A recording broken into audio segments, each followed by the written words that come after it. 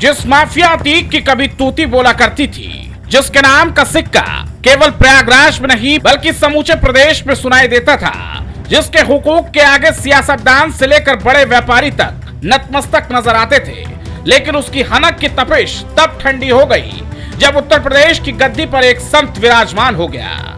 जिस माफिया अतीक के नाम का खौफ समूचे उत्तर प्रदेश की हवाओं में तैरता था, जिसके एक इशारे पर कानून की इबारत बदल जाती थी और सियासत के बड़े बड़े धुरंधर जिसके दरबार में नतमस्तक होते थे, उस सरगना के साम्राज्य का सूरज उसी दिन ढल गया था जब सियासत की देहरी पर एक सन्यासी ने कदम रखा था। इस माफिया को मिट्टी में मिला देंगे, सरकार में समझे। अपनी दबंगई के दम पर प्रशासन को अंगूठा दिखाने वाले अतीक के काले दिनों की शुरुआत साल 2017 में ही हो गई थी, जब यूपी की कमान एक फौलादी संत योगी आदित्यनाथ के हाथों में आई।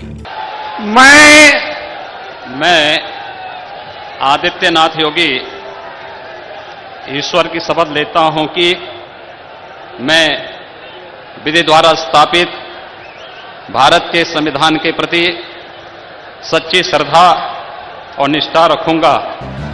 लेकिन हर हुकूमत, हर जुल्म की एक मियाद होती है। अतीक के इस काले साम्राज्य के पतन की उल्टी गिनती उसी दिन शुरू हुई जब 2017 में उत्तर प्रदेश की राजनीति में एक ऐतिहासिक भूचाल आया, जब यूपी की गद्दी पर बुलडोजर संस्कृति के पर्याय एक सन्यासी योगी आदित्यनाथ ने कदम रखा तो माफियाओं की नींद उड़ गई। मठ से निकल कर आए इस फौलादी संत ने सत्ता संभालते ही पहला संदेश साफ कर दिया था, या तो प्रदेश छोड़ो या अपराध की दुनिया से तौबा कर लो। और जिस अतीक की अपनी पहचान, अपनी पहुंच, अपना रसूख पर उसको गुरूर था, उसे पहली बार एहसास हुआ कि अब रियासतें माफियाओं के इशारे पर नहीं बल्कि संविधान और कानून के डंडे से चलेंगी। इसके बाद शुरू हुआ यूपी पुलिस का वो ऐतिहासिक और खौफनाक ऑपरेशन जिसने बड़े बड़े बाहुबलियों की अकड़ तोड़ दी। कभी सीना तान कर चलने वाला अतीक अदालतों के चक्कर काटने को मजबूर हो गया और उसका साम्राज्य एक एक करके मलबे में तब्दील होने लगा। कानून का शिकंजा ऐसा कसा कि जिस शख्स ने कभी अपनी हनक से पूरे सूबे को हिलाकर रखा था, वो खाकी के पहरे में हाथ जोड़े गिड़गिड़ाता नजर आया। यूपी प्रशासन की लगातार कार्रवाई ने उसके अवैध महलों, बेनामी संपत्तियों और आर्थिक रीढ़ को पूरी तरह तोड़ कर रख दिया। जिस शख्स ने अपने गुनाहों से न जाने कितने घरों के चिराग बुझाए थे, उसके अपने ही घर का नाम लेवा तक नहीं बचा। पुलिस मुठभेड़ में सबसे पहला उसका बेटा असद मिट्टी में मिला।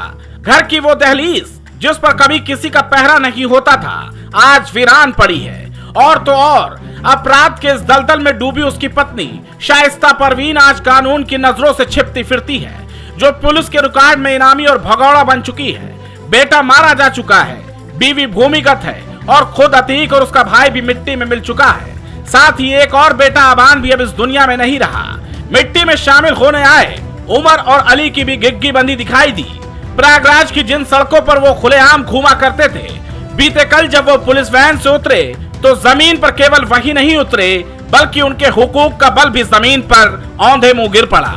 कुल मिलाकर साम्राज्य पूरी तरह नेस्तनाबूद हो चुका है। माफियागिरी के इस वीरान रास्ते पर जिसे अतीक ने अपनी ताकत समझा था, आज सिर्फ बर्बादी के निशान बचे हैं। न रसूख बचा, न सल्तनत बची और न ही वो खौफ बचा जो कभी पूरे प्रदेश में छाया रहता था। उत्तर प्रदेश की पावन माटी से अपराधियों के खात्मे की एक कहानी आज हर उस शख्स के लिए एक खुली चेतावनी है जो कानून को चुनौती देने की सोचता है, क्योंकि अब यूपी में जुर्म का अंत सिर्फ और सिर्फ मिट्टी में मिलना ही है।